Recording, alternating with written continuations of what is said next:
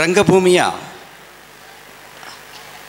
ಆಯಾಮಗಳ ಕುರಿತು ನಾವಿಲ್ಲಿ ನಾಲ್ವರು ಒಂದು ಚರ್ಚೆಯನ್ನು ಮಾಡಬೇಕಂತ ಅಂದ್ಕೊಂಡಿದ್ದೇವೆ.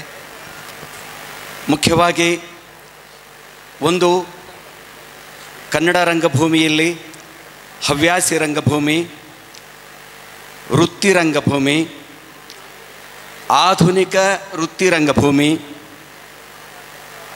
ಜೊತೆಗೆ ಮಹಿಳೆಯ ಧ್ವನಿಯಾಗಿ ಏಕ ವ್ಯಕ್ತಿ ಪ್ರದರ್ಶನ ಅಂಥ ಒಂದು ಆಯಾಮಗಳನ್ನಿಟ್ಕೊಂಡು, ಜೊತೆಗೆ ಈ ಎಲ್ಲ ಪ್ರಾಕಾರಗಳಲ್ಲಿ ಹೊಸತಾದ ಇನ್ನೊಂದು ಪ್ರಾಕಾರ ಈ 25 ವರ್ಷಗಳ ಹಿಂದೆ ಹುಟ್ಕೊಳ್ತು. ಅದನ್ನು ಹೇಳ್ತೇನೆ, ಕಾರಾಗೃಹ ರಂಗಭೂಮಿ. ಸೊ ಇವುಗಳನ್ನು ನಾವು ಚರ್ಚೆ ಮಾಡ್ತಾ ಹೋಗೋಣ ಅಂತ ಅನ್ನಿಸ್ತದೆ. ನನಗೆ ಹೋದ ಕಡೆಯೆಲ್ಲ ಸುಮಾರಾಗಿ ಉತ್ತರ ಕರ್ನಾಟಕದಲ್ಲೆಲ್ಲ ಹೇಳ್ತಿರ್ತಾರೆ, ನೀನಾಸಂ ತಿರುಗಾಟ ಬಂದು ಹೋದ ಮೇಲೆ ಉತ್ತರ ಕರ್ನಾಟಕದ ಎಷ್ಟೋ ಊರುಗಳು ತಮ್ಮ ಹವ್ಯಾಸಕ್ಕಾಗಿ ಆಡುವಂಥ ನಾಟಕಗಳೇ ನಿಂತೋಯಿತು ಅಂತ. ಉದಾಹರಣೆಗೆ ಮೈಸೂರಿನ ಸಮತೆಂತೋ, ಬೆಳಗಾವಿಯ ರಂಗಸಂಪದ, ಧಾರವಾಡದ ಅಭಿನಯ ಭಾರತಿ, ದಾವಣಗೆರೆಯ ಪ್ರತಿಮಾ ಸಭಾ, ವಿಜಾಪುರದ ರಂಗಮಾಧ್ಯಮ, ಇಳಕಲ್ಲಿನಲ್ಲಿದ್ದಂಥ ಸ್ನೇಹರಂಗ, ಇವುಗಳಲ್ಲಿ. ಆದರೆ ಅವರ ಆ ಒಂದು ಆಪಾದನೆ ಬೆಂಗಳೂರಿಗೆ ಅದು ತಟ್ಟಲಿಲ್ಲ. ಬೆಂಗಳೂರಿನ ರಂಗಸಂಪದ ಆಗ್ಬೋದು, ಬೆನಕ ಆಗ್ಬೋದು, ಸಂಕೇತ ಆಗ್ಬೋದು, ಅನೇಕ ಅವರು ನಿರಂತರವಾಗಿ ಮಾಡ್ಕೊತಲೇ ಬಂದರು. ಇದಕ್ಕೆ ಯಾಕೆ ಉತ್ತರ ಕರ್ನಾಟಕದಲ್ಲಿ ಈ ಒಂದು ಇದು ಬಂತು ಅಂತ ಪ್ರಕಾಶ್ ಅವ್ರನ್ನ ನಾನು ಕೇಳಬೇಕು ಅಂತ ಅನ್ಕೋತೇನೆ. ಹಲೋ. ಮೊದಲಿಗೆ ಧಾರವಾಡದಿಂದ ಇಲ್ಲಿ ಕರೆಸಿ ನನಗೆ ಒಂದು ರಂಗಭೂಮಿ ಕುರಿತಾದ ಒಂದೆರಡು ಅನಿಸಿಕೆಗಳನ್ನ ಪ್ರಶ್ನೋತ್ತರ ರೂಪದಲ್ಲಿ ಕ್ವಶನೇರ್ ಕೊಟ್ಟಿದ್ದಾರೆ ನನಗೆ ಕಟ್ಟಿಮನಿಯವರು. ಅದನ್ನು ಬಿಡಿಸಲಿಕ್ಕೆ ನಾನು ಪ್ರಯತ್ನ ಮಾಡ್ತೇನೆ. ಇದು ನಡೆದದ್ದು ಅಂದರೆ ಅವ್ರು ಏನು ಹೇಳಿದಾರಲ್ಲ, ಒಂದಿಷ್ಟು ತಂಡಗಳು ಇದ್ದವು. ಅದರಲ್ಲಿ ಇನ್ನೊಂದು ತಂಡ ಗದಗಿಂದು ಅಭಿನಯ ರಂಗ ಅಂತ, ಅದು ಕೂಡ ಸೇರಿಕೊಳ್ಳುತ್ತದೆ. ಒಂದು ರೀತಿಯಿಂದ ಹಿನ್ನಡೆ ಆಗಿದ್ದು ಕಾಣಿಸ್ತದೆ. ಬಟ್ ಅದರಿಂದ ಒಂದೇನೆಂದರೆ, ರಂಗಭೂಮಿ ಯಾವಾಗಿದ್ದರೂ ನಿಂತ ನೀರಲ್ಲ, ಅದಕ್ಕೊಂದು ಚಲನಶೀಲತೆ ಇರ್ತದೆ, ಅದು ಬದಲಾವಣೆ ಆಗ್ತದೆ. ಯಾಕಂದರೆ ಅದು ವರ್ತಮಾನದಲ್ಲಿ ಘಟಿಸ್ತಾ ಇರ್ತದೆ. ಹೀಗಾಗಿ ಒಂದು ರೀತಿಯಿಂದ ನಿಂತಿದ್ದರೂ ಕೂಡ ಇನ್ನೊಂದು ರೀತಿಯಲ್ಲಿ ಅದು ತನ್ನ ದಾರಿಯನ್ನು ಕಾಣ್ಕೋತದೆ, ಅದು ತ್ವರೆಯನ್ನು ಕಾಣ್ಕೋತದೆ. ಸೊ ಆ ರೀತಿ ಆಗಿದೆ. ಯಾಕಂದರೆ ಎಷ್ಟೋ ಉತ್ತರ ಕರ್ನಾಟಕದ ಕಲಾವಿದರು ಒಂದಿದು ಶಾಸ್ತ್ರೀಯ ಒಂದು ಚೌಕಟ್ಟಿನರಿಗೆ, ಅಂದರೆ ಕೋಡಿಫೈ ಆಯ್ತಲ್ಲ, ರಂಗಭೂಮಿ ಅನ್ನೋದೊಂದು ಕೋಡಿಫೈ ಆಗಿಬಿಡ್ತಲ್ಲ, ಆವಾಗ ಅದು ತರಬೇತಿ ಪಡಿಬೇಕು ಅನ್ನೋದು ಒಂದು ಪ್ರವೃತ್ತಿ ಬೆಳೀತು.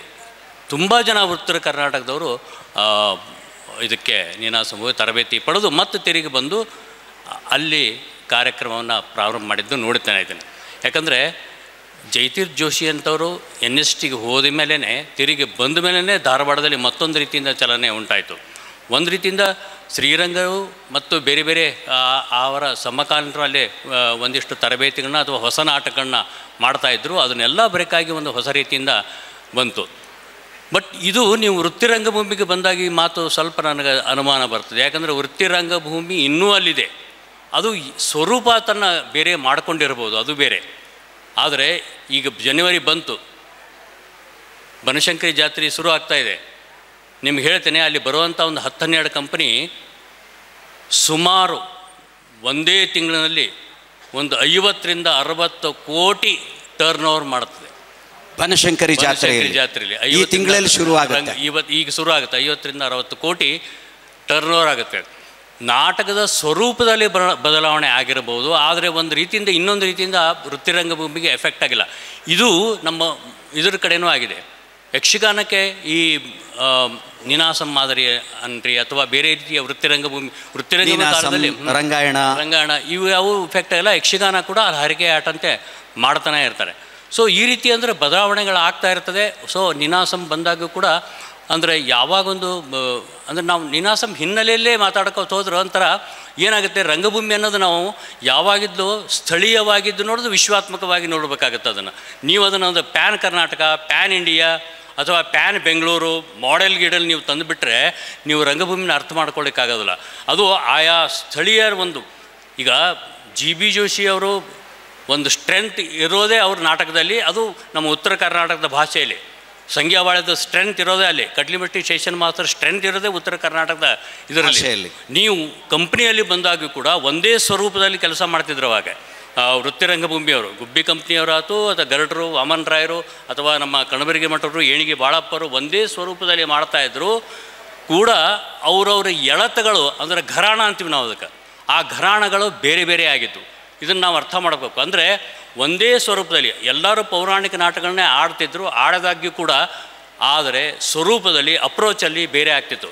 ಒಂದು ಎಕ್ಸಾಂಪಲ್ ನಾನು ಹೇಳಿಬಿಡ್ತೇನೆ ನಿಮಗೆ, 2 ಎಕ್ಸಾಂಪಲ್. ಅಂದರೆ ಒಂದು ಮಹಾಭಾರತ ಕುರಿತಂಥ ಬರೋಂಥ ಕುರುಕ್ಷೇತ್ರ B ಪುಟ್ಟಸ್ವಾಮಿ ಅವ್ರದ್ದು, ಅದೇ ಕಂದಗಲ್ ಬರೆದರಂಥ ರಕ್ತರಾತ್ರಿ, ಎರಡೂ ಕೂಡ ಮಹಾಭಾರತದ್ದೇ. ಬಟ್ ಅಪ್ರೋಚ್ ಮಾತ್ರ ಡಿಫ್ರೆಂಟ್ ಆಗಿದ್ದು, ಎರಡೂ ಪಾಪ್ಯುಲರ್ ಆಗಿದ್ದಂಥ ನಾಟಕ. ಇದನ್ನು ನಾವು ತುಂಬ ಅರ್ಥ ಮಾಡ್ಕೋಬೇಕಾಗುತ್ತೆ. ಇನ್ನೊಂದಂದರೆ HM ನಾಯಕ,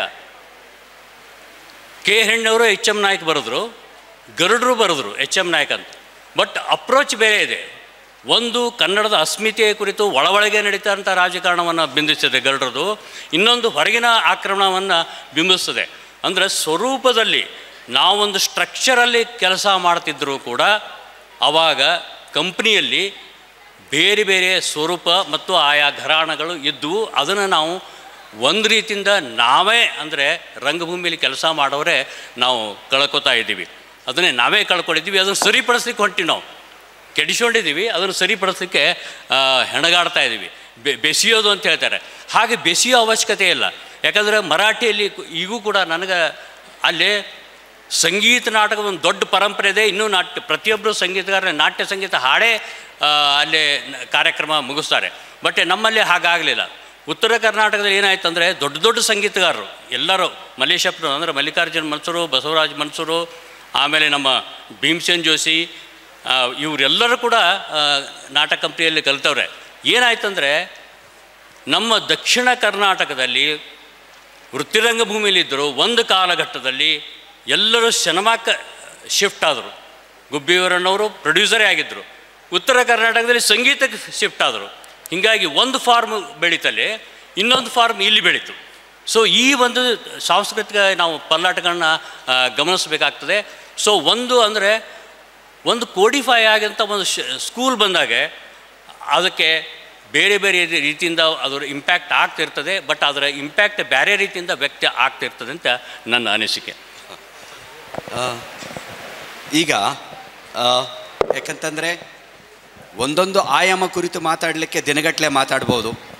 ಹಾಗಾಗಿ ಈಗ ಅಕ್ಷತಾ ಪಾಂಡವಪುರ ಮೈಸೂರಿನ ರಂಗಾಯಣ ಆಯೋಜಿಸಿದ ಕಾಲೇಜು ರಂಗೋತ್ಸವದಲ್ಲಿ ಕಾಣಿಸಿಕೊಂಡಂಥ ಹುಡುಗಿ ಅಂತೆಲ್ಲ ಕರಿತೇನೆ, ಆಯಿತಾ.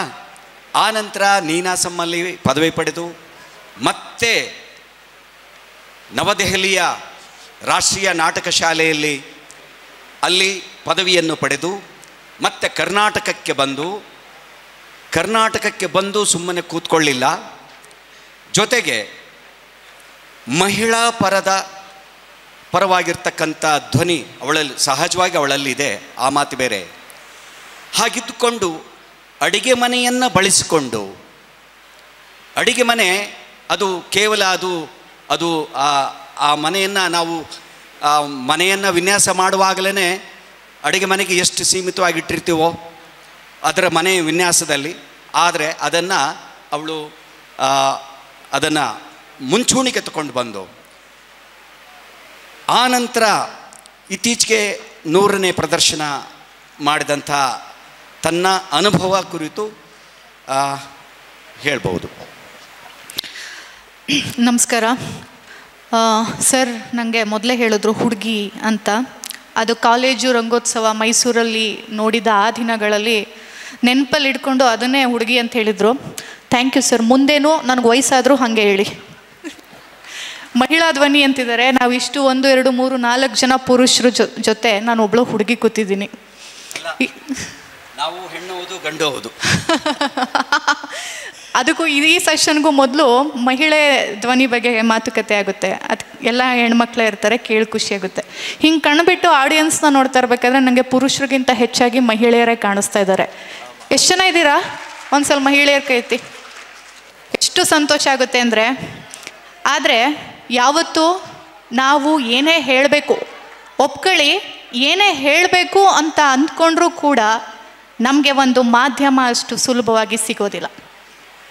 ಆದರೆ ಈ ವಿಷಯದಲ್ಲಿ ನಾನು ತುಂಬ ಅದೃಷ್ಟವಂತೆ.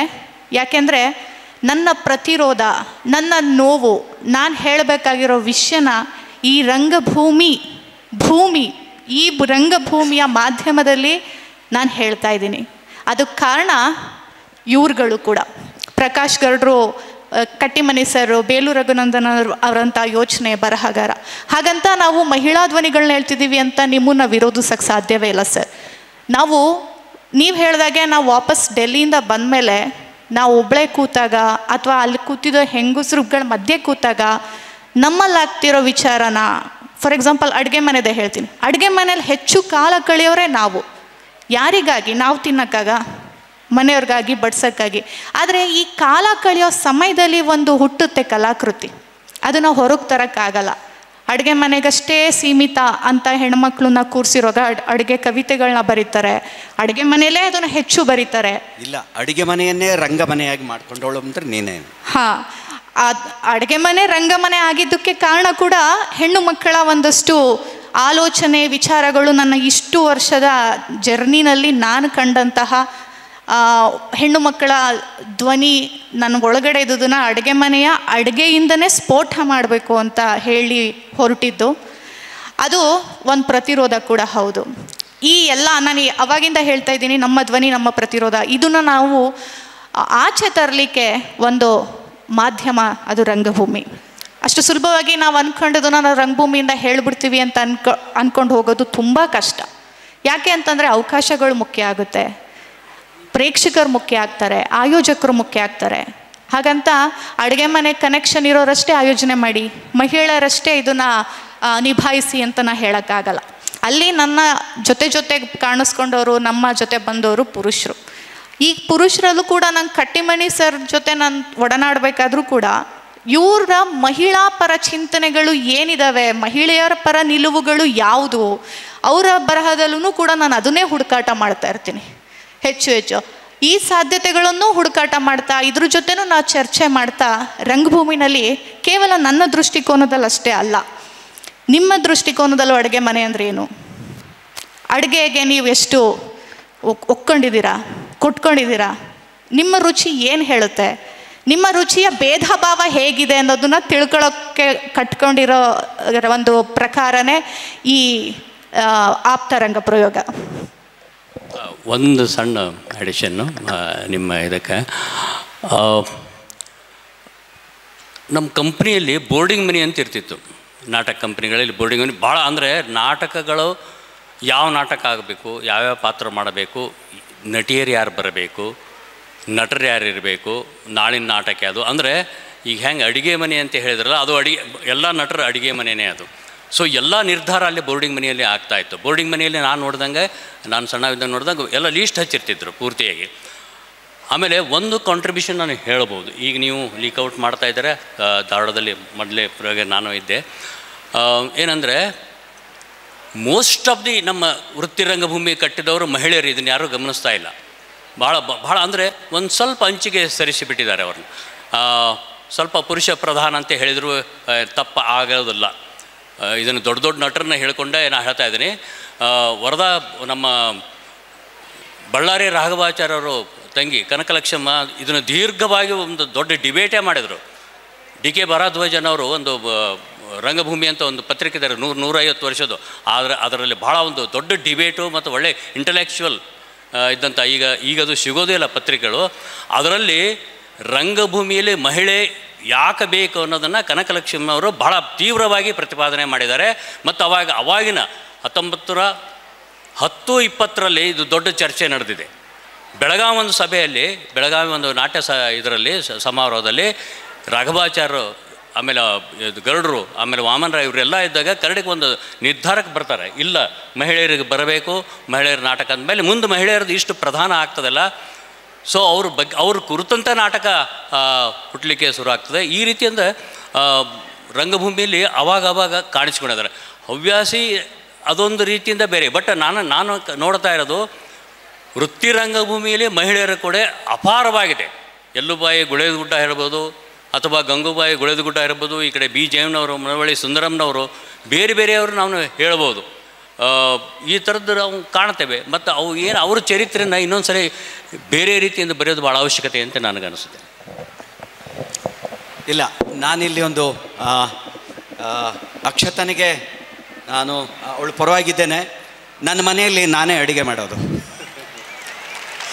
ಯಾಕೆ ಮಾಡ್ತೀನಿ ಅಂತಂದರೆ, ಬೇಸಿಕ್ಲಿ ನನಗೆ ಓದು ಬರ ಸ್ವಲ್ಪ ಕಡಿಮೆ. ನನ್ನ ಮಕ್ಕಳನ್ನು ಪಾಲನೆ ಪೋಷಣೆ ಮಾಡೋದು ನನ್ನ ಹೆಂಡತಿ. ಅವಳು ಬುದ್ಧಿವಂತೆ, ದಕ್ಷಿಣ ಕನ್ನಡದವಳು. ಹಾಗಾಗಿ ಮಕ್ಕಳನ್ನು ಓದಿಸೋದು, ಅವರನ್ನು ತಯಾರು ಮಾಡೋದೆಲ್ಲ ಅವಳು ಜವಾಬ್ದಾರಿ ಆಗಿತ್ತು. ಅಡುಗೆ ಕೆಲಸ ನಂದಾಗಿತ್ತು ಅಕ್ಷತ. ಹಾಗಾಗಿ ನಾ ಹೇಳಿದ್ದು, ನನ್ನಲ್ಲಿ ಗಂಡು ಇದ್ದಾನೆ, ಹೆಣ್ಣು ಇದ್ದಾಳೆ. ಈಗ ಶ್ರೀನಿವಾಸ್ ಪ್ರಭು ಸರ್ ಇಲ್ಲೇ ಇದ್ದಾರೆ. ಸ್ಫುರದ್ರೂಪಿ ಹ್ಯಾಮ್ಲೆಟ್ ಒಂದು ಕಾಲದ ಅದ್ಭುತ, ಒಂದು ಕಾಲ ಅಲ್ಲ, ಈ ಕಾಲಕ್ಕೂ ಸಹಿತ. ಆ ಕಾಲದಲ್ಲಿ ಹ್ಯಾಮ್ಲೆಟ್ ಮಾಡ್ತಾ ಇದ್ರು, ಶೇಕ್ಸ್ಪಿಯರ್ನ ಹ್ಯಾಮ್ಲೆಟ್. ನಂತರ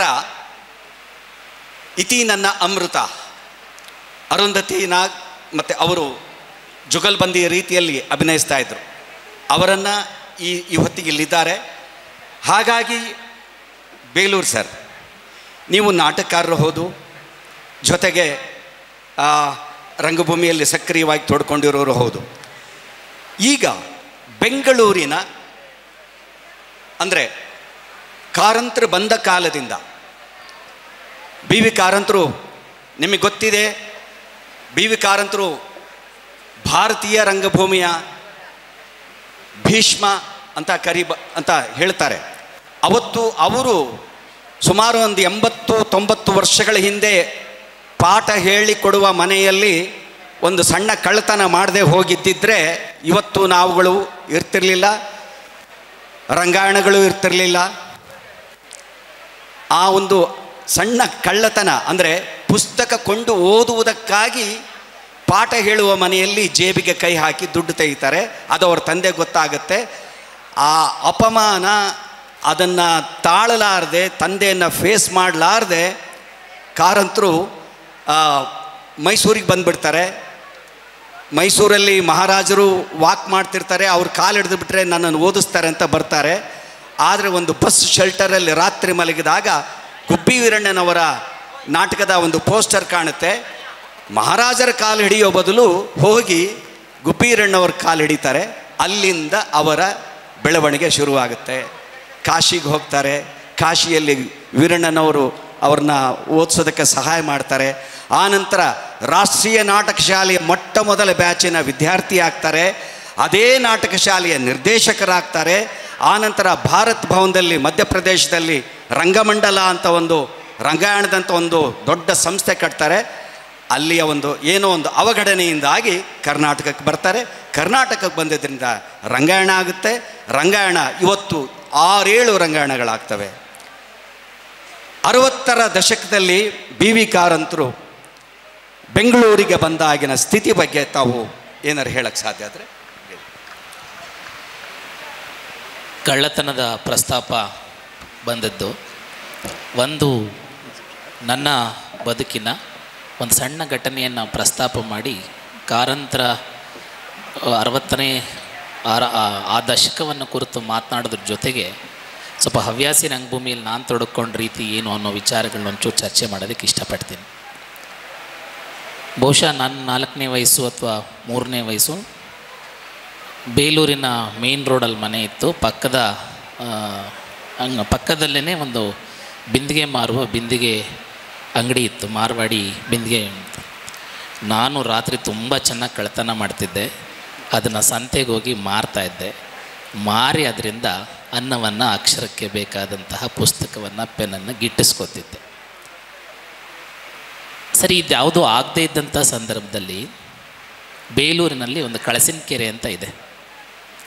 ಆ ಕಳಸಿನ ಕೆರೆ ಹತ್ರ ಹೋಗ್ಬಿಟ್ಟು ನನಗೆ ಇವತ್ತು ಪುಸ್ತಕ ಇಲ್ಲ, ಏನು ಮಾಡೋ, ಟೀಚರ್ ಬೈತಾರೆ, ಹೋಮ್ವರ್ಕ್ ಮಾಡೋಕ್ಕೆ ನಂತರ ಪೆನ್ಸಿಲ್ ಇಲ್ಲ, ಅಥವಾ ಏನು ಬೇಕಾದ ಕೆರೆ ಹತ್ರ ಕೇಳೋದು.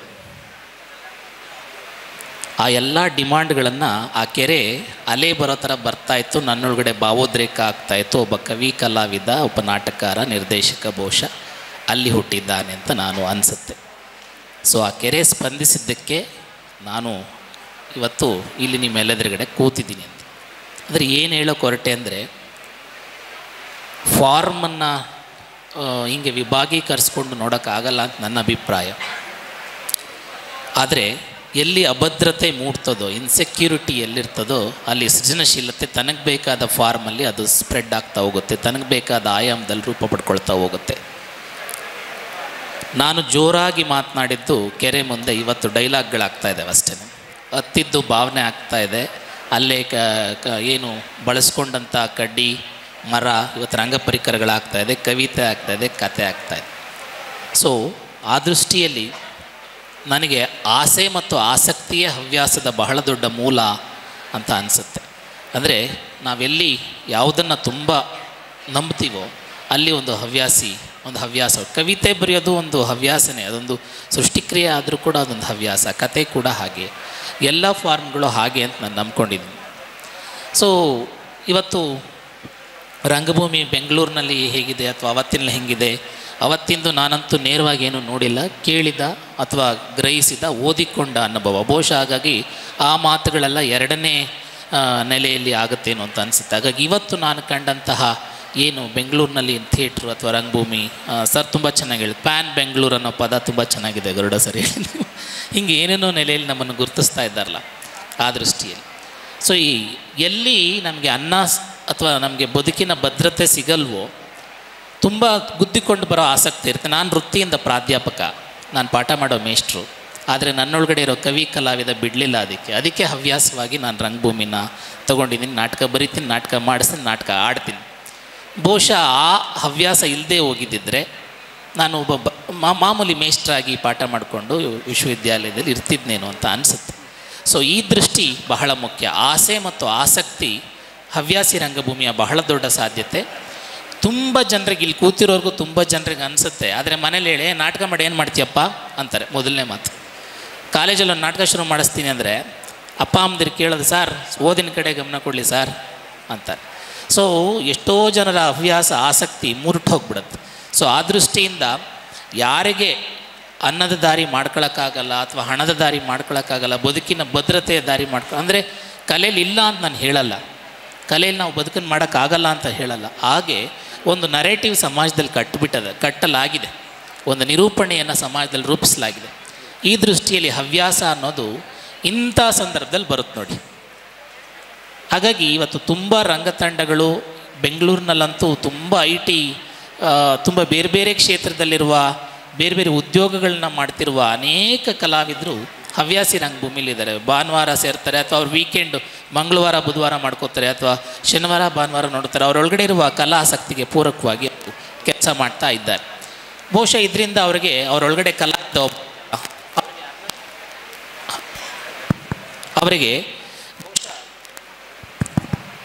ಅವರಿಗೆ ಬದುಕಿನ ದಾರಿ ಯಾವುದೋ ಒಂದು ಮಾಡ್ಕೊಂಡಿರ್ತಾರೆ ಸಂಬಳಕ್ಕೆ, ಕಲಾವಿದನಾಗಿ ಈ ದಾರಿಯನ್ನು ಹುಡುಕೊಳ್ತಾ ಇದ್ದ ಹವ್ಯಾಸಿ ತಂಡಗಳಂತೂ ಬೆಂಗಳೂರು ಅಷ್ಟೇ ಅಲ್ಲ, ಇಡೀ ಕರ್ನಾಟಕದಾದ್ಯಂತ ತುಂಬ ಇದೆ. ನಾನು ನಾಟಕ ಅಕಾಡೆಮಿ ಸದಸ್ಯನಾಗಿದ್ದಾಗ ಅದ್ರ ಗುರುತು ಮಾಡೋ ಕೆಲಸವನ್ನು ನಾನು ಮತ್ತು ಜೆ ಲೋಕೇಶ್ ಸರ್ ಒಂದು ತಂಡ ಮಾಡಿದ್ವಿ. ಅತ್ಯಂತ ಹೆಚ್ಚು ರಂಗತಂಡಗಳು ಇವತ್ತು ಹವ್ಯಾಸಕ್ಕೋಸ್ಕರ ಮಾಡ್ತಾ ಇರುವ ಇದನ್ನು ನಾವು ನೋಡ್ಬೋದಾಗಿದೆ. ಇನ್ನೊಂದು 2-3 ಅಂಶಗಳನ್ನ ಹೇಳಿ ನನ್ನ ಮಾತನ್ನು ಸರ್ ಕಡೆ ಕೊಡ್ತೀನಿ. ಅದರಲ್ಲಿ ಪ್ರಯೋಗಾತ್ಮಕತೆ ಇರ್ಬೋದು ಮತ್ತು ಸಮುದಾಯದ ಕಡೆಗೆ ಹೆಚ್ಚು ಒಲವಿರ್ಬೋದು. ನಾವು ಸಮಾಜದ ಪ್ರಶ್ನೆಗಳನ್ನ ಎತ್ಕೊಂಡು ಪ್ರಶ್ನೆ ಮಾಡುವ ಅಥವಾ ಅದರ ಜೊತೆಗೆ ನಡೆಯುವ ಸಮಾಜವನ್ನು ಮತ್ತೆ ಮತ್ತೆ ಹೊಸ ರೀತಿಯಲ್ಲಿ ಕಾಣೋದಕ್ಕೆ ಬೇಕಾದಂಥ ಸಾಧ್ಯತೆಗಳನ್ನ ಹವ್ಯಾಸಿ ರಂಗಭೂಮಿಯಲ್ಲಿ ಕಾರಂತರು ಮಾಡಿದ್ದನ್ನೇ ಈಗ ಮಾಡ್ತಾ ಇರೋ ಎಲ್ಲ ರಂಗತಂಡ ಒಂದು ಮೊನಾಟನಿಯನ್ನು ಒಡೆದು ಹೊಸದನ್ನು ಕಟ್ಟೋದು ಬೇಡ. ಅದು ಮೊನಾಟನಿ ಅಂತ ಹೇಳೋದು ಕೂಡ ಅದು ಬೇಡ ಅನ್ನೋ ಮಾತಿನ ಅರ್ಥ ಅಲ್ಲ. ಆ ದೃಷ್ಟಿಯಲ್ಲಿ ಇದು ಒಂದು ಪ್ರಯೋಗಕ್ಕೆ ಒಡ್ಡಿಕೊಂಡಂಥ ಒಂದು ಹವ್ಯಾಸಿ ರಂಗತಂಡಗಳು ಮತ್ತು ಯುವ ಸಮುದಾಯವನ್ನು ಹೆಚ್ಚು ಆಕರ್ಷಿಸಿದ್ದು. ಹೆಚ್ಚು ಯುವತಿಯರು ಇವತ್ತು ರಂಗಭೂಮಿಗೆ ಬರೋದಕ್ಕೆ ಇದು ಒಂದು ಕಾರಣ ಮತ್ತು ಚಳುವಳಿಯ ಕಾರಣ. ಚಳುವಳಿಗೂ ಕೂಡ ಇದು ಹವ್ಯಾಸಿ ರಂಗಭೂಮಿ ತುಂಬ ಕನ್ನಡದಲ್ಲಿ ಅದು ವಿವರಿಸೋದಕ್ಕೆ ಹೆಚ್ಚು ಸಮಯ ಆಗುತ್ತೆ. ಅದು ಅನೇಕ ಅಭದ್ರತೆಗಳು ಮತ್ತು ದನಿ ಇಲ್ಲದ ಸಮಾಜ, ಅಭದ್ರವಾದ ಸಮಾಜವನ್ನು ಕುರಿತು ಮಾತನಾಡೋದಕ್ಕೆ, ಲೋಕಕ್ಕೆ ಹೇಳೋದಕ್ಕೆ ಹವ್ಯಾಸಿ ರಂಗಭೂಮಿ ಮತ್ತು ಅಲ್ಲಿನ ಕಂಟೆಂಟ್ಗಳು ತುಂಬ ಗಟ್ಟಿಯಾಗಿ ಕೆಲಸ ಮಾಡಿದೆ ಅಂತ ಅನಿಸುತ್ತೆ. ಮತ್ತೊಂದು ಸಾಂಸ್ಕೃತಿಕವಾದಂಥ ವಿಚಾರವನ್ನು ಭಿನ್ನ ನೆಲೆಯಲ್ಲಿ, ಭಿನ್ನ ಆಯಾಮಗಳಲ್ಲಿ ಸಮುದಾಯಪರವಾದಂಥ ಚಿಂತನೆಗಳನ್ನು ರೂಪಿಸೋದಕ್ಕೆ ಒಂದು ಜಾಗೃತಿಯ ಮಾರ್ಗವಾಗಿ ಹವ್ಯಾಸಿ ರಂಗಭೂಮಿ ಕೆಲಸ ಮಾಡಿದೆ. ಮತ್ತು ಇದರಷ್ಟೇ ಅಲ್ಲದೆ ವ್ಯಕ್ತಿಗತವಾದಂಥ ಆನಂದವನ್ನು ಕೂಡ, ಸಂತೋಷವನ್ನು ಸಿಕ್ಕಿದೆ. ನನಗೆ ಪಾಠ ಮಾಡ್ತೀನಿ, ಅದರಲ್ಲೂ ಒಂದು ಸಂತೋಷ ಇದೆ. ಆದರೆ ನಾಟಕ ಮಾಡಿಸೋದ್ರಲ್ಲಿ ಅದಕ್ಕಿಂತ ಹೆಚ್ಚು ಸಂತೋಷ ನನಗೆ ಕಂಡ್ರದನ್ನು ನೋಡ್ಬೋದು. ಹಾಗಾಗಿ ಒಂದು ಅತ್ಯದ್ಭುತವಾದಂಥ ಮಾಧ್ಯಮ ಹವ್ಯಾಸಿ ರಂಗಭೂಮಿ. ಕಲೆ ಅನ್ನೋದೇ ಹೇಳಿದ್ನಲ್ಲ, ನಮ್ಮನ್ನು ನಾವು ಶೋಧಿಸ್ಕೊಳ್ಳೋದಕ್ಕೆ, ನಮ್ಮನ್ನು ನಾವು ಫಿಲ್ಟರ್ ಮಾಡ್ಕೊಳ್ಳೋದಕ್ಕೆ ನಾವೆಲ್ಲ ತುಂಬ ಪ್ರಾಬ್ಲಮ್ಗಳಲ್ಲಿ ನರಳ್ತಾ ಇದ್ದೀವಿ ಪ್ರತಿಯೊಬ್ಬರು ಕೂಡ. ಆದರೆ ಕಲೆ ಅನ್ನುವುದು ಬಹುಶಃ ನಾವು ಅದನ್ನು ಶೋಧಿಸ್ಕೊಳ್ಳೋದಕ್ಕಿರೋ ಒಂದು ಮಾಧ್ಯಮ. ಬಹುಶಃ ಇದನ್ನು ನಮ್ಮ ಜೊತೆ ಇಲ್ಲ ಅಂದರೆ ನಾನು ಇನ್ನೊಬ್ರಿಗೆ ಗುಂಡು ಹೊಡಿತಿದ್ನೋ, ಇನ್ನೊಂದು ಮೋಸ ಮಾಡ್ತಿದ್ನೋ, ದಗ ಮಾಡ್ತಿದ್ನೋ, ವಂಚನೆ ಮಾಡ್ತಿದ್ನೋ, ಇನ್ನೊಂದೇನೋ ಮಾಡ್ತಿದ್ನಪ್ಪ. ಆದರೆ ಕೆರೆ ನನ್ನನ್ನು ಸಂತೈಸಿತ್ತು ಪ್ರಕೃತಿ ಜೊತೆಗೆ. ಈಗ ಕಲಾವಿದನಾಗಿದ್ದೀನಿ. ಹಾಗೆ ಹವ್ಯಾಸಿ ರಂಗಭೂಮಿಯಲ್ಲಿ ಬರುವ ಕಲಾವಿದರೆಲ್ಲರೂ ಕೂಡ ಈ ಥರ ಒಂದು ಜೀವಪರವಾದ ಮಾರ್ಗದಲ್ಲಿ ಚಲಿಸ್ತಾರೆ ಅಂತ ನನ್ನ ಸ್ಪಷ್ಟವಾದ ನಂಬಿಕೆ ಮತ್ತು ತಿಳುವಳಿಕೆ. ಹಲೋ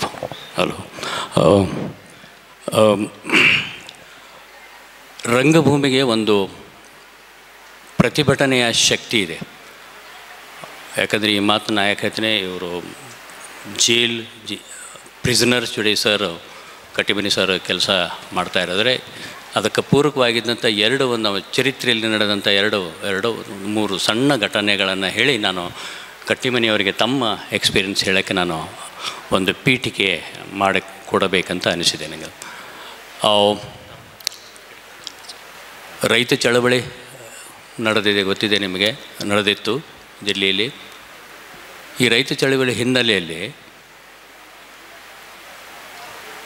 1898ರಲ್ಲಿ ನೀಲ್ ದರ್ಪಣ ಅಂತ ಒಂದು ದೀನಬಂಧು ಮಿತ್ರ ಅನ್ನೋರು ಒಂದು ನಾಟಕ ಬರೀತಾರೆ. ಇಂಡಿಗೋ ಬೆಳೆಗಾರರ ಬಗ್ಗೆ ಬ್ರಿಟಿಷರು ಹೇರ್ತಾ ಇರ್ತಾರೆ, ನೀಲಿ ಬೆಳೆಗಾರ ನೀವು ಬೆಳೀರಿ ಅಂತ.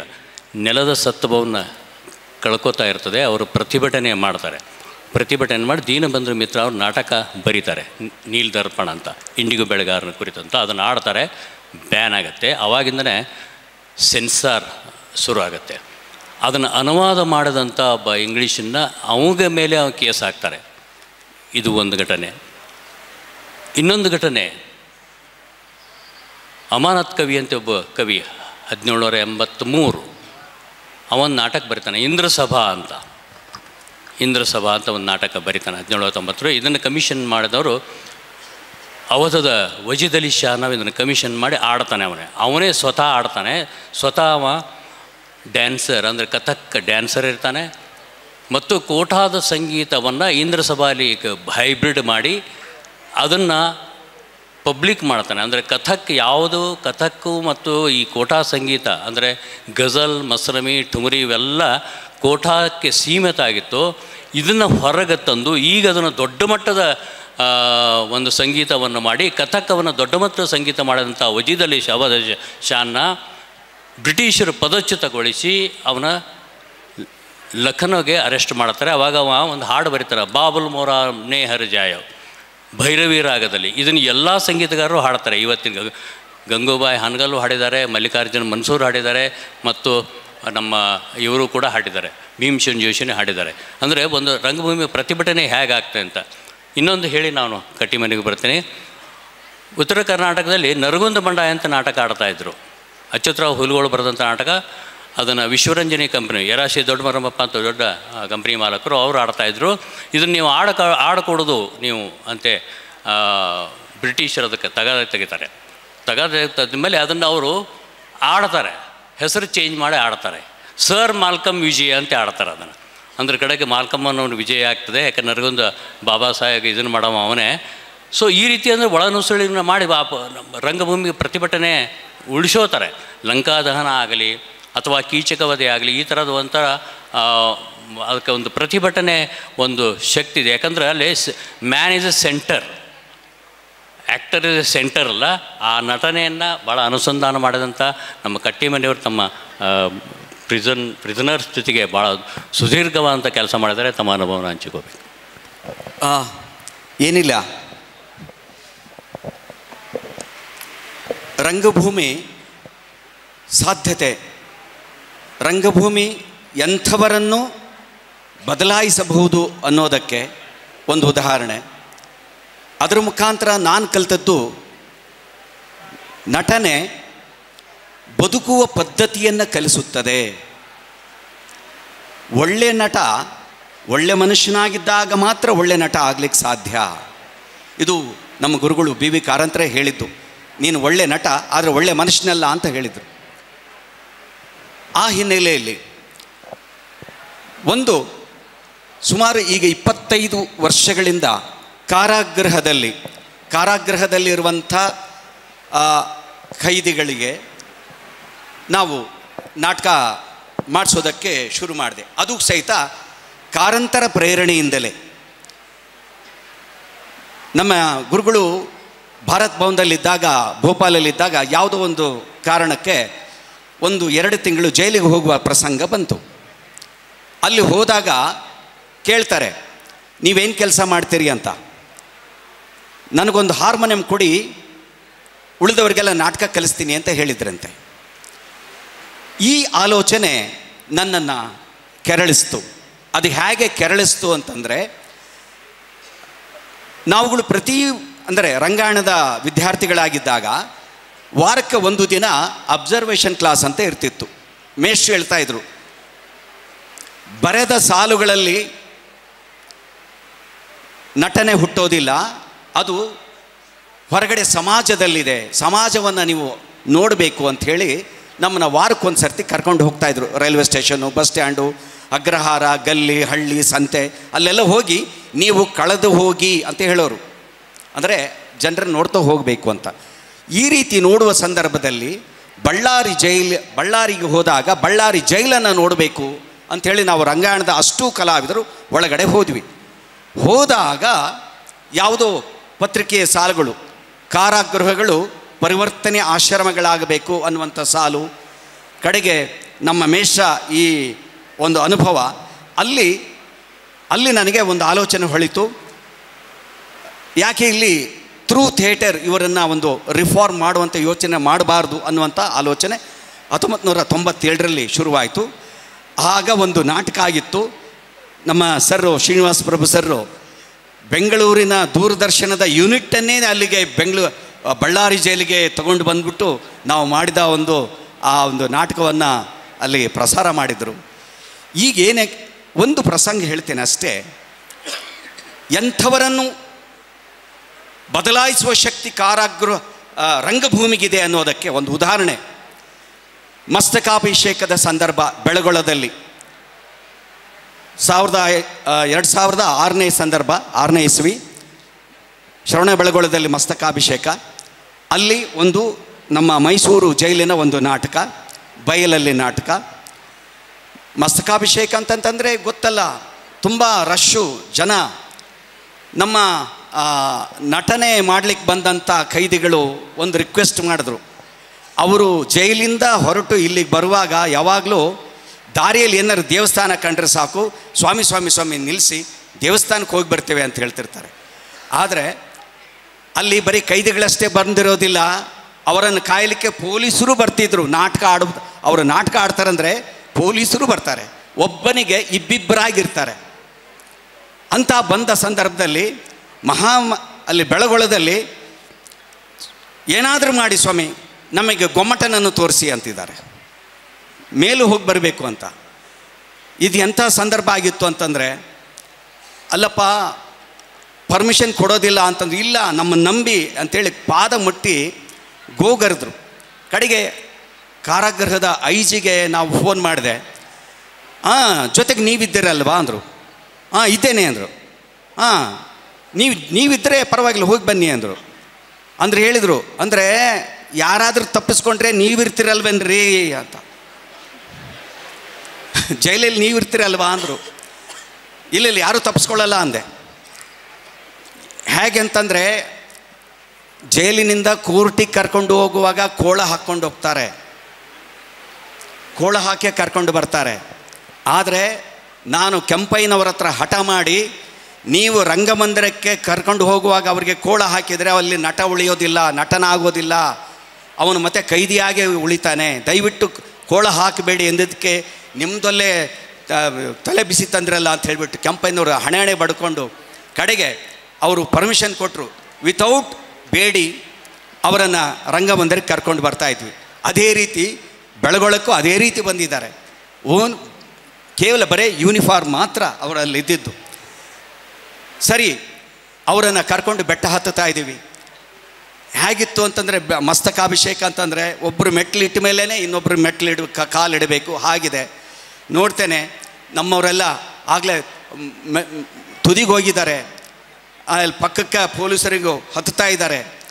ಆಮೇಲೆ ಅದ್ರ ಪಕ್ಕದಲ್ಲಿ ಯಾರೋ ನಮ್ಮೊಬ್ಬ ಕೈದಿ ಕಲಾವಿದ ಯಾರ್ದೋ ಅಳೋ ಮಗುವನ್ನು ಹೆಗಲ ಮೇಲೆ ಇಟ್ಕೊಂಡು ಹತ್ತುತ್ತಾ ಇದ್ದಾನೆ.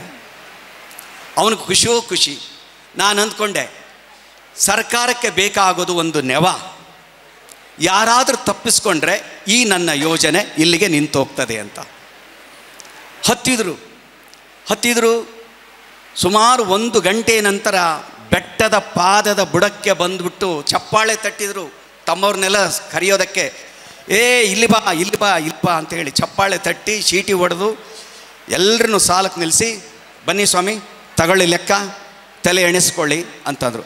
ತಲೆ ಎಣಿಸ್ಕೋಬೇಕು, ಕೌಂಟ್ ಓನ್ಲಿ ಹೆಡ್. ಜೈಲಲ್ಲಿ ಅದೊಂದೇ ಹೆಡ್, 1 2 ಹೀಗೆ.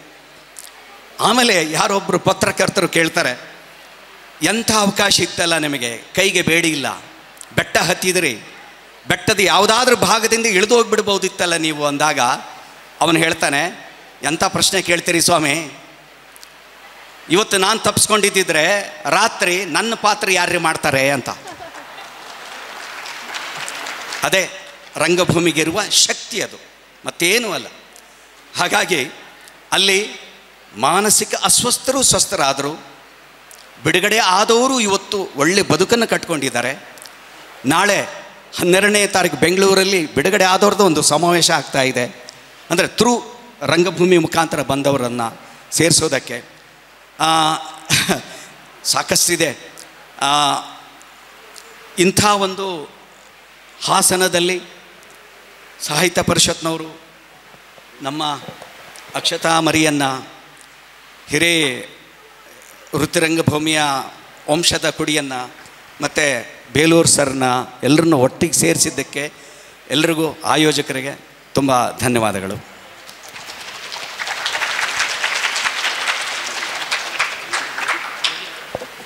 ಸರ್, ಒಂದು ಪ್ರಶ್ನೆ ಕೇಳ್ಬೋದಾ ನಾನು? ಇವ್ರು 3 ಜನನ ಕೇಳ್ತೀನಿ ಸರ್.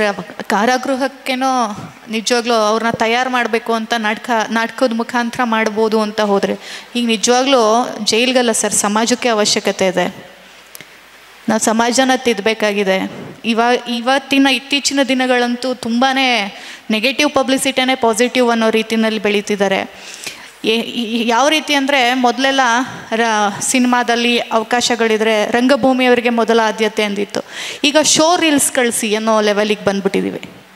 ಅಂದರೆ ಅದು ಈಗ ಅದಾಗ್ತಿರೋದು ಹೌದು. ಇವೆಲ್ಲವೂ ನೋಡ್ತಾ ಇದ್ದರೆ ರಂಗಭೂಮಿ ನಿಜವಾಗ್ಲೂ ಉಳಿಯುತ್ತಾ, ಅಭಿನಯ ಅನ್ನೋದು ಬೇರೆ ದಾರಿ ಹಿಡಿತಿದ್ಯಾ, ಇದೆಲ್ಲ ನನಗೆ ಅನಿಸಿದೆ.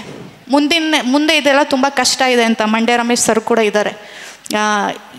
ಈ ವೇದಿಕೆಯಲ್ಲಿ ನನಗೆ ಪ್ರಶ್ನೆ ಕೇಳಬೇಕು ಅನ್ನಿಸ್ತು. ನೀವೆಲ್ಲ ಘಟಾನುಘಟಿಗಳು, ಏನು ಅನಿಸುತ್ತೆ ಸರ್? ಈಗ ಎಷ್ಟೋ ಜನ ಯಂಗ್ಸ್ಟರ್ಸ್ಗಳು ಇದ್ದಾರೆ, ಇಲ್ಲ ಅವ್ರಿಗೆ ಯಾರಿಗೂ ಈಗ ರಂಗಭೂಮಿ ಬೇಡ.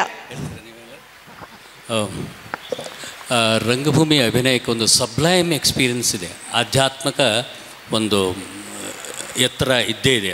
ಅದನ್ನೇ ನಾನು ಒಂದು ಎಕ್ಸಾಂಪಲ್ನೇ ಹೇಳಬೇಕನ್ನಿಸುತ್ತೆ. ಗಿರೀಶ್ ಚಂದ್ರ ಘೋಷ್ ಅಂದರೆ ಬಂಗಾಲಿ ದೊಡ್ಡ ನಟ, ಅವನ ಆರಂಭದ ಜೀವನ ಭಾಳ ಬೊಹೇಮಿಯನ್ ಇದ್ದ. ಬೊಹೇಮಿಯನ್ ಅಂದರೆ ಹೇಗೆ ಬೇಕಾದಾಗಿರೋದು, ವೇಶ್ಯಾವಾಟಿಕೆ, ಕುಡಿಯೋದು, ಇದನ್ನು ಮಾಡೋದು ಎಲ್ಲ ಇದ್ದ. ಪರಮಹಂಸರು ಅವರ ನಾಟಕ ನೋಡಲಿಕ್ಕೆ ಬರ್ತಿದ್ರಂತೆ. ನಮ್ಮ ರಾಮಕೃಷ್ಣ ಇದ್ರದ್ದು ಆಶ್ರಮದಿಂದ ಮೈಸೂರಿಂದ ಪುಸ್ತಕ ಪ್ರಿಂಟ್ ಆಗಿದೆ, ಪರಿವರ್ತನೆ ಅಂತ. ಸೊ ಅವರು ಪರಮಹಂಸರಿಗೆ ಭಾಳ ನಾಟಕದ ಒಂದು ಭಾಳ ಆಸಕ್ತಿ ಇತ್ತು, ನೋಡ್ತಿದ್ರು. ಏನು ಹಿಂಗಿದೆಯಲ್ಲ ನೀನು, ನಾಟಕ ಮಾಡಿದ ಚೆನ್ನಾಗಿ ಮಾಡ್ತೀಯ, ದೇವ್ರ ಕುರಿತು ನೀವು ಇದನ್ನು ಮಾಡಬಾರ್ದ, ಅಥವಾ ನೀನು ಅಧ್ಯಾತ್ಮದ ಇದನ್ನು ಮಾಡ್ಬೇಕಾ? ಇಲ್ಲ, ನಾನು ನಾಟಕ ಮಾಡ್ತಾ ಇರೋದು ಅಧ್ಯಾತ್ಮ, ನೀವು ಏನಾರ ನೀವು ಪ್ರೇಯರ್ ಗೇರ್ ಮಾಡಿದ್ರೆ ನನ್ನ ಪರವಾಗಿ ನೀವು ಇದ್ದೀರಲ್ಲ, ಎಲ್ಲ ಉದ್ಧಾರ ಮಾಡಲಿಕ್ಕೆ ಅಂತ ಹೇಳ್ತಿದ್ರ. ಸೊ ಈ ರೀತಿಯಿಂದ ಅಂದರೆ ಪರಿವರ್ತನೆ ಇದೆ. ಎರಡು ನಾನು ಒಂದು ಅಂದರೆ ಪರಿವರ್ತನೆ ಆಗೋದಕ್ಕೆ ಎರಡು ಒಂದು ಇನ್ನೊಂದು ಭಾಳ ಸರ್ಫೇಸ್ ಲೆವೆಲ್ ಅನ್ನಿಸ್ಬೋದು. ಒಂದು ವಿ ಶಾಂತಾರಾಮ್ ಅವ್ರದ್ದು ದೋ ಆಂಕೆ ಬಾರಾ ಹಾತ್ ಒಂದು ಫಿಲ್ಮ್ ಇತ್ತು, ದೋ ಆಂಕೆ ಬಾರಾ ಹಾತ್. ಅದು ಡಾಕ್ಟರು ಪ್ರಿಸನರು 12 ಮಂದಿ ಮಹಾನ್ ಕೊಲೆಗಾರಕರನ್ನ ಕರ್ಕೊಂಡು ಬರ್ತಾನೆ. ಸೊ ಇದರಲ್ಲಿ ಪ್ರಿಸನ್ ಇದರಲ್ಲಿ ಅವ್ರನ್ನೇ ಪರಿವರ್ತನೆ ಮಾಡ್ತಾನೆ ಒಬ್ಬ ಡಾಕ್ಟರ್. ಅವ್ರನ್ನ ಪರಿವರ್ತನೆ, ಆ ಜೈಲರ್ ಪರಿವರ್ತನೆ ಮಾಡಿದೆ. ಸಾಧ್ಯತೆಗಳಿವೆ. ಇನ್ನೊಂದು ನಾನು ಫಿಲ್ಮ್ ನೋಡಿದ್ದೆ, ಗ್ರೇಟ್ ಎಸ್ಕೇಪ್ ಅಂತ, ಮೈಕಲ್ ಕೇನ್ ಅನ್ನೋರು ಮಾಡಿದ್ದು ಗ್ರೇಟ್ ಎಸ್ಕೇಪ್. ಅದು ಸಿಲ್ವಸ್ಟರ್ ಸ್ಟಾಲೋನ್ ಕೂಡ ಮಾಡಿದ್ದ ಅದರಲ್ಲಿ. ಅಂದರೆ ಈ ಪ್ರಿಸನರ್ಸ್ ಇರ್ತಾರಲ್ಲ, ಅದರೆಲ್ಲ ಯಹೂದಿಗಳು ಇವ್ರನ್ನ ಹಾಕಿ ಹಿಡಿದಿರ್ತಾರಲ್ಲ, ಜರ್ಮನೀಸು, ಅವ್ರ ಜೋಡಿ ಒಂದು ಕಡೆಗೆ ಒಂದು ಫುಟ್ಬಾಲ್ ಟೀಮ್ ರೆಡಿ ಮಾಡ್ತಾರಲ್ಲಿ. ಫುಟ್ಬಾಲ್ ಟೀಮ್ ರೆಡಿ ಮಾಡಿ ಆ ಗ್ರೇಟ್ ಎಸ್ಪಲ್ಲಿ ಕಾಂಪಿಟಿಷನ್ ಮಾಡ್ತಾರೆ. ಕಂಡೀಷನ್ ಏನು ಮಾಡಿರ್ತಾರೆ ಅಂದರೆ, ಈ ಹಿಟ್ಲರ್ನ ಕಡೆಯವರು ಎಷ್ಟು ಒದ್ರೂ ಒದಿಸೋಬೇಕು, ನೀವು ಗೋಲ್ ಮಾತ್ರ ನೀವು ಮಾಡ್ಲಿಕ್ಕೆ ತಯಾರು ಮಾಡಬೇಕು. ಸೊ ಅಂಥದ್ರಲ್ಲಿ ಗೆಲ್ತಾರೆ. ಮೈಕಲ್ ಕೇನಿಗೆ ಒಂದು ಕಂಡೀಷನ್ ಮಾಡ್ತಾರೆ, ಅದ್ರ ಲೀಡರ್ ಆಗಿರ್ತಾನೆ ನಾವು, ಇಲ್ಲ ನೀವು ಇವ್ರನ್ನೆಲ್ಲ ಸಂಭಾಳಿಸ್ಬೇಕು ಅಂತ. ಸೊ ಸಾಧ್ಯತೆಗಳಿದೆ. ರಂಗಭೂಮಿ ಅಭಿನಯನ ನೀವು ಬೇರೆ ಬೇರೆ ಯಾಕಂದರೆ ಅಭಿನಯ ಅನ್ನೋದು ಭಾಳ ಒಂದು ವಿಚಿತ್ರವಾದಂಥದ್ದು, ಅಮೀಬಾ ಇದ್ದಂಗೆ, ನೀವು ಹೇಗೆ ಬೇಕಾದಂಗೆ ಅದನ್ನು ಬಳಸೋದು. ಸೊ ಆಧ್ಯಾತ್ಮಿಕ ಲೆವೆಲ್ಗೆ ಒಯ್ದವರು ಇದ್ದಾರೆ. ಅದನ್ನು ಅಂದರೆ ನೀವು ಹೇಗೆ ನೀವು ಪೊಯಿಟ್ರಿ, ಲಿಟ್ರೇಚರ್ ಇದನ್ನು ಮಾಡ್ತೀರ, ಅದಕ್ಕೊಂದು ಒಂದು ಧ್ಯಾನ ಸ್ಥಿತಿ ಒಳಗೆ ಮಾಡ್ತಾರೆ, ಅದು ಸಾಧ್ಯತೆ ಇದೆ. ಅದು ಕಟ್ಟಿಮನೆಯವರು ಅದನ್ನು ಒಂದು ಕಡೆ ತೋರಿಸ್ಕೊಟ್ಟಿದ್ದಾರೆ. ಯಾಕಂದರೆ ಇತ್ತೀಚೆಗೆ ಅವರೊಬ್ಬರು ಜೈಲಿಂದ ಬಿಡುಗಡೆ ಅಂತ ಒಂದು ಇವರು ಬಂದಿದ್ದರು, ಅವ್ರ ಜೊತೆಗೆ ಮಾತುಕತೆಯೂ ಆಗಿತ್ತು, ಮತ್ತು ಒಂದು ಸರಿ ನಾನು ಭೇಟಿಯಾಗಿದ್ದೇನೆ. ಸೊ ಇದರಿಂದ ಹೇಳ್ಬೋದು ನಾವು. Thank you. ಅಕ್ಷತಾ ಅವ್ರು 3 ಜನಕ್ಕೆ ಅಂತ ಕೇಳಿದ್ದಕ್ಕೆ ಇದೊಂದು 2 ಮಾತನ್ನು ಸೇರಿಸೋದಕ್ಕೆ ಇಷ್ಟಪಡ್ತೀನಿ. ನನಗಂತೂ ತುಂಬ ಬದಲಾವಣೆಗಳನ್ನ ಮಾಡೋದಕ್ಕೆ ಅವಕಾಶ ಇರೋ ಜಾಗನೇ ರಂಗಭೂಮಿ ಅಂತ ಅನಿಸಿದೆ ವೈಯಕ್ತಿಕವಾಗಿ. ಒಂದು, ನಾನು ಮನೆಯಿಂದಲೇ ಶುರುವಾಗಿದೆ, ಮನೆಯಿಂದಲೇ ರಂಗಭೂಮಿ ಮೂಲಕ ಬದಲಾವಣೆ ಶುರುವಾಗಿದೆ. ನನ್ನ ಮಗ ಗೋಕುಲ ಸಹೃದಯ ಅಂತ, ಅವನ 4ನೇ ವಯಸ್ಸಿನಲ್ಲಿ ರಂಗಭೂಮಿ ಪ್ರವೇಶ ಮಾಡ್ದ. ಚಿಟ್ಟೆ ಅಂತ ಏಕವ್ಯಕ್ತಿ ಪ್ರಯೋಗ ಮಾಡ್ದ. 113 ಪ್ರಯೋಗಗಳು ಇಡೀ ಭಾರತಾದ್ಯಂತ ಮಾಡ್ದ. ಬಹುಶಃ ತರಗತಿಗಳಲ್ಲಿ ಅವನು ಕಲಿಯದ ಪಾಠವನ್ನು ರಂಗಮಂಚದಲ್ಲಿ ಅವನು ಕಲ್ತಿದ್ದಾನೆ. ಎಷ್ಟು ಮನುಷ್ಯಪರವಾದ ಜೀವಪರವಾದ ಚಿಂತನೆಗಳಿದೆ ಅಂದರೆ, ಚಳಿಗಾಲ ಬಂತು ಅಂತ ಅವನಿಗೆ ಒಂದು ಸತಿ ನಾನು ಇದು ಡಿಮಾರ್ಟಿಗೆ ಕರ್ಕೊಂಡು ಹೋದಾಗ ಗೆಟ್ 1 ಬೈ 1 ಬೆಡ್ಶೀಟ್ ಇತ್ತು. ಅಪ್ಪ ಇದು ಬೇಕೇ ಬೇಕು, ಮನೇಲಿ ತುಂಬ ಬೆಡ್ಶೀಟ್ ಇದೆ, ಯಾಕಪ್ಪ ಬೇಡ ಅಂತ ಹೇಳಿಲ್ಲ, ಬೇಕೇ ಬೇಕು ಅಂತ ಹಠ ಮಾಡಿ ತೊಗೊಂಡ. ಅವನು ನೋಡ್ಕೊಂಡು ಹೋಗಿದ್ದ. ಡಿಮಾರ್ಟಿಂದ ಆಚೆ ಒಬ್ಬ ಪಾಪ ಸಮರ್ಥ ಭಿಕ್ಷುಕರು ಕೂತಿದ್ರು. ಅವ್ರಿಗೆ ಒಂದನ್ನು ಫ್ರೀ ಬಂದಿದ್ದೀನಿ, ಇವರು ಕೊಡ್ತೀನಿ, ದುಡ್ಡು ಕೊಟ್ಟಿದ್ದೀನಿ, ಮನೆಗೆ ತೊಗೊಂಡು ಹೋಗ್ತೀನಿ ಅಂತ ಹೇಳ್ದೆ. ಈ ಬದಲಾವಣೆಯನ್ನು ಸಾಕಷ್ಟು ನಾನು ಗೋಕುಲ್ನಲ್ಲಿ ಕಂಡಿದ್ದೀನಿ. ಇನ್ನು ನನ್ನ ವಿದ್ಯಾರ್ಥಿಗಳು, ನಮ್ಮ ಸರ್ಕಾರಿ ಪ್ರಥಮ ದರ್ಜೆ ಕಾಲೇಜ್ ವಿಜಯನಗರ ಬೆಂಗಳೂರು, ಏನಿಲ್ಲ ಅಂದರೂ ಪ್ರತಿ ವರ್ಷ 50ರಿಂದ 70 ಜನ ವಿದ್ಯಾರ್ಥಿಗಳು ರಂಗಭೂಮಿಗೆ ಪ್ರವೇಶ ಮಾಡ್ತಾಯಿದ್ದಾರೆ. ನಮ್ಮ ಕಾಲೇಜ್ 5,500 ಜನ ಸ್ಟ್ರೆಂತ್ ಇರೋ ಕಾಲೇಜ್ ಆದರೂ ಕೂಡ ರಂಗಭೂಮಿಗೆ ಬರ್ತಾಯಿದ್ರೆ ಎಂತೆಂಥ ಬದಲಾವಣೆಗಳು ವಿದ್ಯಾರ್ಥಿಗಳಲ್ಲಿ ಆಗಿರೋದನ್ನು ನಾನು ಕಂಡಿದ್ದೇನೆ. ಹಾಗಾಗಿ ನನಗೆ ತುಂಬ ಭರವಸೆ ಅಲ್ಲೇ ಇದೆ. 3ನೇದೊಂದು ಪಾಯಿಂಟು ಆಗಲೇ ಕೇಳಿದ್ರಿ, ಮಹಿಳೆ ವಿಚಾರಕ್ಕೆ. ನಾನು 36 ನಾಟಕ ಬರೆದಿದ್ದೀನಿ. 36 ನಾಟಕಗಳಲ್ಲಿ ಮಹಿಳಾ ಪ್ರಧಾನ ನಾಟಕವೇ ಆಗಿದೆ. ಅದರಿಂದ ಸಾಕಷ್ಟು ಬದಲಾವಣೆಗಳು ಆಗಿದೆ. ಅದನ್ನು ವಿವರಿಸೋದಕ್ಕೆ ತುಂಬ ಸಮಯ ಬೇಕು. ಹಾಗಾಗಿ ಇನ್ನೂ ಹೆಚ್ಚು ಭರವಸೆ ನಂಗೆ ರಂಗಭೂಮಿಯಿಂದ ಬಂದಿದೆ. ಇದಕ್ಕೆಲ್ಲದಕ್ಕೂ ಒಂದು ಉತ್ತರ ಅಂತ ನನಗನ್ಸೋದು ಅಕ್ಷತಾ, ಶಿಕ್ಷಣದಲ್ಲಿ ರಂಗಭೂಮಿ ಸೇರ್ಪಡೆ ಆಗಲೇಬೇಕು. ಎಜುಕೇಷನ್ನಲ್ಲಿ ಶಿಕ್ಷಣದಲ್ಲಿ ರಂಗಭೂಮಿ ಸೇರ್ಪಡೆ ಆದರೆ ಬಹುಶಃ ಮಾನವೀಯತೆಯ ಬೀಜಗಳು ತುಂಬ ಚೆನ್ನಾಗಿ ಬಿತ್ತಲ್ಪಡುತ್ತೆ, ಮತ್ತು ವಿವೇಕ ಮೂಡುತ್ತೆ, ಮನುಷ್ಯರಾಗೋದಕ್ಕೆ ಬೇಕಾದಂಥ ಸಾಧ್ಯತೆಗಳು ಅಲ್ಲಿ ಸಿಗುತ್ತೆ. ನಮ್ಮ ಸರ್ಕಾರ ದಯಮಾಡಿ ಶಾಲಾ ಹಂತದಿಂದ ಕಾಲೇಜ್ ಹಂತದಿಂದ ಮತ್ತು ಮುಂದಕ್ಕೂ ಕೂಡ ಒಂದು ಪೇಪರ್ ಥರ ಇಟ್ಬಿಟ್ರೆ ಅವ್ರಿಗೆ ಪ್ರಯೋಗ ಮಾಡ್ತಾ ಬಹುಶಃ ನೀವು ಕೇಳಿದ್ದ ಪ್ರಶ್ನೆಗೆ ನಿಮಗಿರೋ ಆತಂಕ ಎಲ್ರಿಗೂ ಇದೆ, ಆ ಆತಂಕಕ್ಕೆ ಉತ್ತರ ಅಲ್ಲಿ ಸಿಗ್ಬೋದೇನೋ ಅಂತ ಅನಿಸುತ್ತೆ. Thank you. ಹೌದು, ಹಂಗೆ ನೋಡಿದ್ರೆ ಈ ಥರ ಸಾಹಿತ್ಯ ಹಬ್ಬದಲ್ಲಿ ಇವತ್ತು ರಂಗ ಅಂತಾನೆ ಒಂದು ಸಬ್ಜೆಕ್ಟ್ ಇಟ್ಟಿದ್ದಾರೆ ಅಂದರೆ, ನಾನು ಇಂಥ ಹಬ್ಬದಲ್ಲಿ ರಂಗಭೂಮಿ ಕುರಿತು ಒಂದು ಪ್ಯಾನಲ್ ಮಾಡ್ತಾರೆ ಅಂತ ನನ್ಗೆ ಗೊತ್ತಿರಲಿಲ್ಲ ಇಷ್ಟು ದಿನದಲ್ಲಿ. ಈ ಥರ ಆಗಬೇಕು ಇನ್ನೂ ಹೆಚ್ಚು ರಂಗಭೂಮಿ. ಈಗಾಗಲೇ ಎಲ್ಲ ಕಡೆಗೂ ಎಲ್ಲ ರಂಗಾಯಣಗಳು ಜೊತೆಗೆ ಮಂಡ್ಯ ರಮೇಶ್ ಈಗಾಗಲೇ ಆ ಕೆಲಸವನ್ನು ಪ್ರತಿ ವರ್ಷ 300-400 ಮಕ್ಕಳನ್ನು ಇಟ್ಕೊಂಡು ಆ ಕೆಲಸ ಮಾಡ್ತಾನೇ ಇದ್ದಾರೆ. ಇಲ್ಲಿ ಬಂದಿದ್ದಾರೆ ಅಂತ ಹೇಳ್ತಾ ಇದ್ದೇನೆ ಅಷ್ಟೇ.